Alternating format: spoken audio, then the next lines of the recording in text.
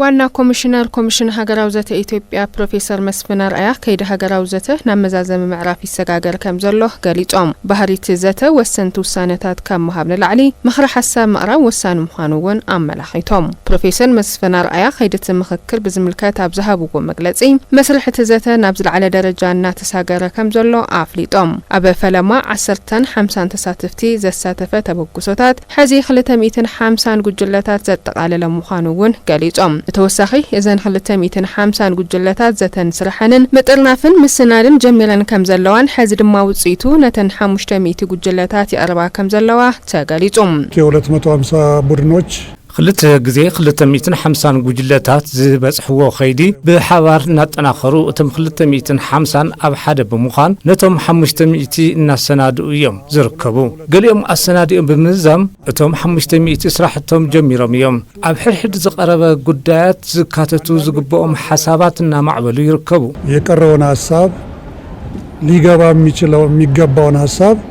በደንብ ያዳበሩ ይገኛሉ አበ መጀመርታት መስረሕ ዝተፈላለዩ ርእይቶታትን ክትዓትን ስምዒታዊ መግለጽታት ዝተሓዋወሱ ከም ዝነበሩን ነቲ ተፈጥራዊ ዳይናሚክስ ናይቲ ዘተ ዘንጸባርቕ ኮይኑ ኣሳታፍነት ናይቲ ምክክር ዘርኢ ምዃኑ ተገሊጹም ዝተፈላለየ ኣረኣያታት ንምግላጽ ዝግበር ድልውና ተሳተፍቲ እቲ ውልቃዊ ስክፍታቶም ንነዊሕ እዋን ዝጸንሐ ጉዳያትን ንምግላጽ ቅኑዕ ዕድል ምዃኑ ካብ ዘለዎም እምነት ዝፈልፈለ እዩ ሓሓሊፉ ዝረአ ስምዒታውነት መሰረት ሕጊ ኣሰራርሓ ኮሚሽን ምክክር ፍጹም ተቀባልነት ከም ዘይውሉ ተገሊጾም በዚህ ምክክር ሂደት ውስጥ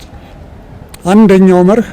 መከባበር ነው ኣብዚ ኸይዲ ምክክር ውሽጢ እቲ ቀዳማይ መርህ ምክብባር እዩ እቲ ካልኣይ ምዝታይ ምድምማጽን ናብ ማእኸል ምምጻእን እዩ እቲ ሳልሳይ ዝስመረሉ ዝግባእ ዓብዪ ጉዳይ ካብ ከባቢና ሒዝናዮም ዝመጻና ሕቶታት ኣብዚ መልሲ ሂብና ንምኻድ ኣይኮነን ኣብዚ ዝመጻና ሃገርና ኢትዮጵያ ማእኸል ጌርና ክኾን ኣለዎም እዚ ብትኽክል ክስመረሉ ይግባእ ካሊእ ክዛረቦ ዝግባእ ነገር እንተሃለወ ሕዚ ውሳነታት እናወሰና ይኾናን ክሳብ ሕዚ ዝኾነ አጀንዳ ዝተውሃበ ውሳነ የለን ምናልባት እውን ንቀጻሉውን ውሳነ አይወሃብን እቲ ዝወሃብ ነገር ምኽረ ሐሳብ ጥራሕ እዩ ኣብዚ ሓለፈ ከም ዝበልኽዎ ንኣፈጸምቲ ኣኽበርትን ኣውጻእትን ተርጎምትን ሕጊ ዝመሓላለፉ ምኽረ ሐሳባት ይኾኑ ለሕግ አስከባሪው